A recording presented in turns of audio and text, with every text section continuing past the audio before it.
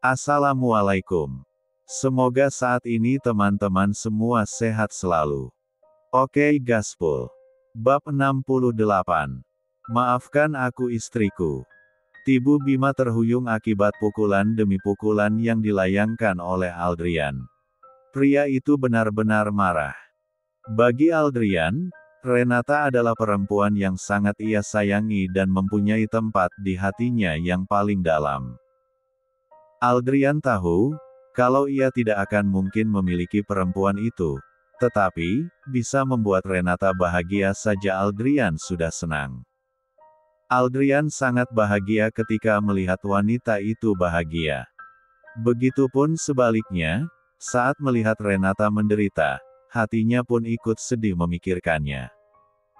Kau sudah menghancurkan kehidupan Renata, Bim. Aku tidak bisa membayangkan seandainya dia sadar nanti. Aldrian menutup wajahnya dengan kedua tangan. Sementara, Bima menangis sesungguhkan. Devan sudah pergi sedari tadi meninggalkan kedua laki-laki itu. Apa kau tidak tahu dan tidak pernah menyadari kalau Renata mencintaimu, Bim? Bima menoleh ke arah Aldrian dengan kedua mata memerah. Renata bahkan sudah mencintaimu, jauh sebelum kamu menikah dengannya. Aldrian memejamkan matanya, sambil mengingat semua kata-kata yang diucapkan Renata tentang pria bodoh di sampingnya itu.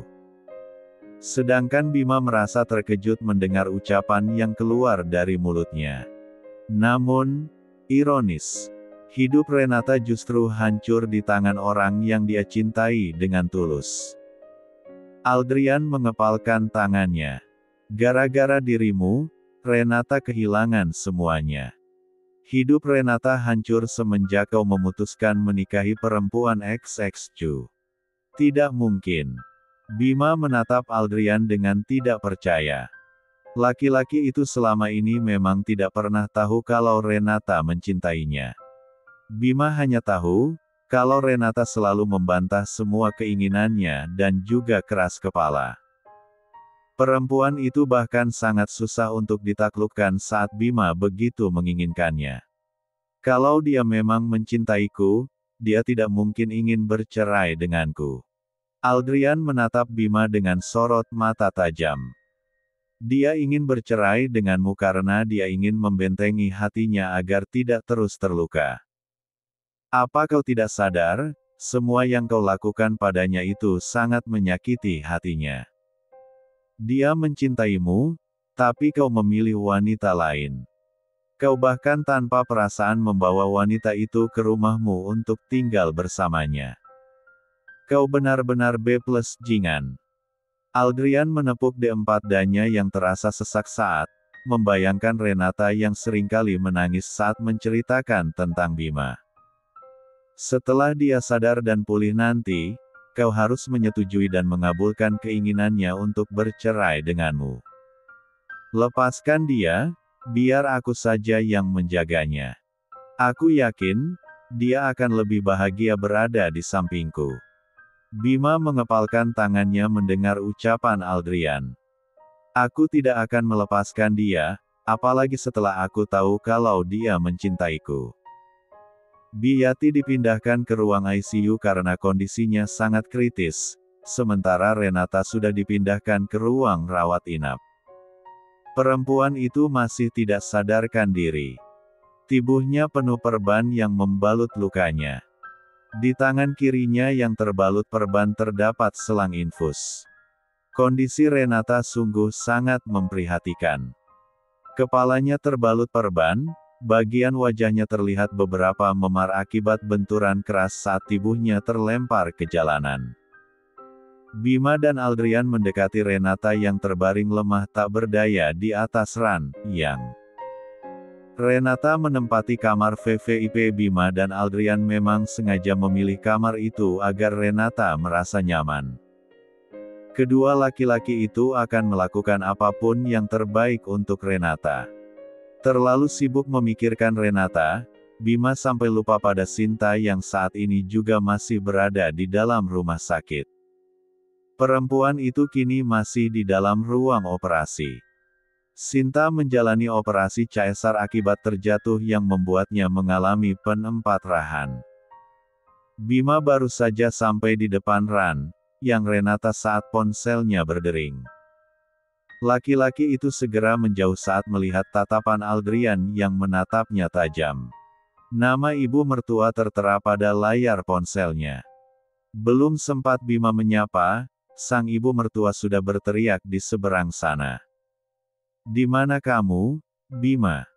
Kenapa kau tidak menemani Sinta di sini? Apa kau tidak tahu kalau saat ini Sinta sedang melahirkan anakmu? Kau benar-benar keterlaluan. Cepat ke sini, Bima." Bima masih terdiam. Netranya tidak lepas dari wajah Renata. "Cepat, Bima. Kenapa kau malah diam saja? Aku tidak akan ke sana." "Apa maksudmu, Bima?" Suara sang ibu mertua menggelegar. "Aku tidak akan ke sana, aku tidak ingin bertemu dengan pengkhianat seperti dia." "Bima, apa maksudmu?" Bima mematikan ponselnya secara sepihak.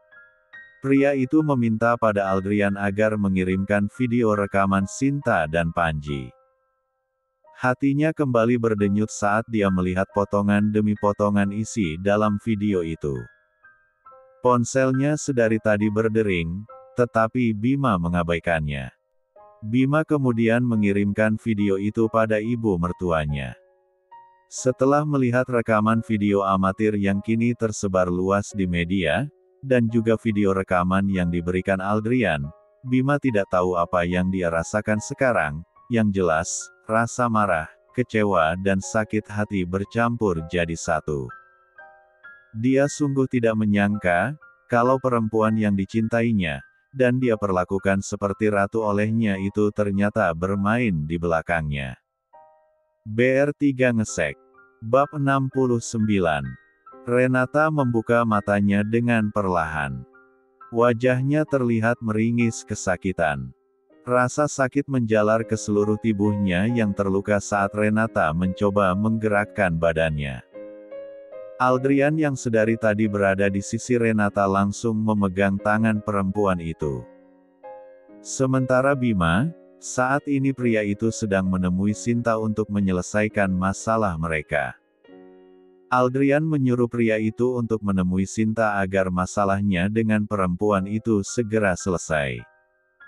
Namun, Aldrian juga memperingatkan Bima untuk berhati-hati karena kemungkinan besar, keluarga Sinta pasti tidak akan mudah menerima keputusan Bima.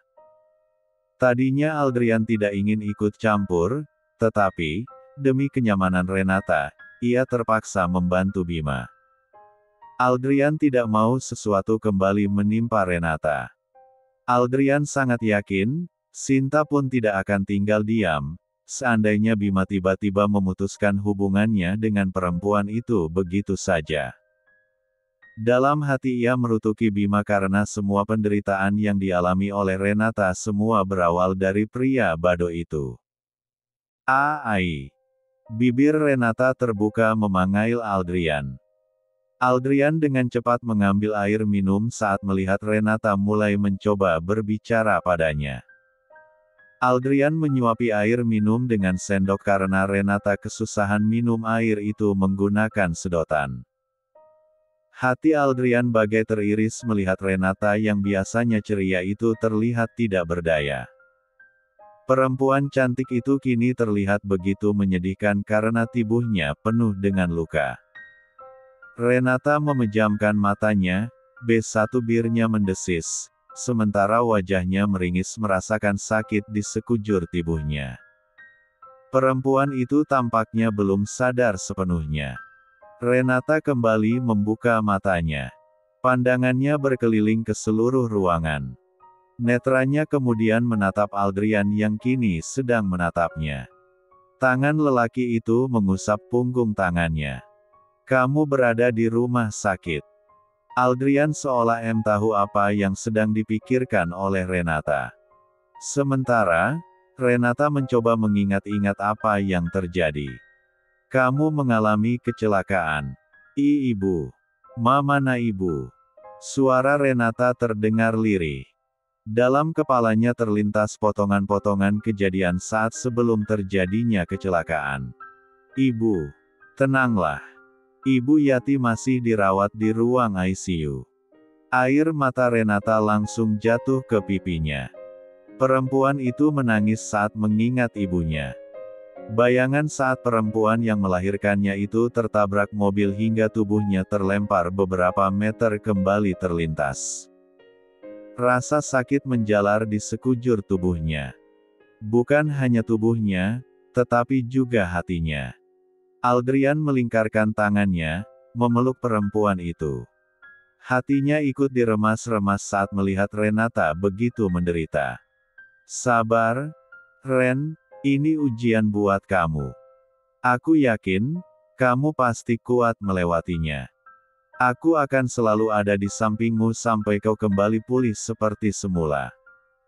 Mendengar ucapan Aldrian, tangis Renata semakin terdengar. Perempuan itu menangis sambil menyandarkan kepalanya yang terluka di dada bidang Aldrian. Tenanglah. Semua akan baik-baik saja. Kau hanya perlu beristirahat agar cepat pulih, ucap Aldrian mencoba menghibur Renata. Padahal, ia sendiri tidak yakin, apalagi saat melihat keadaan Yati. Perempuan parubaya itu terluka parah. Suara ketukan pintu membuat Aldrian melepaskan P3 lukannya. Laki-laki itu menoleh ke arah pintu dan mendapati Devan dengan seragam dokternya tersenyum ke arahnya. Aku ingin memeriksa pasien. Aldrian tersenyum kemudian menyingkir dari hadapan Renata. Kapan dia sadar? Devan tampak terkejut sambil menatap Aldrian.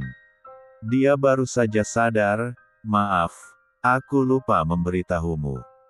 Saking senangnya melihat Renata membuka mata dan berbicara padanya, membuat Aldrian lupa pesan Devan. Devan menghela napas panjang sambil menggelengkan kepalanya. Sementara itu, Renata mengusap perutnya saat melihat Devan mendekatinya.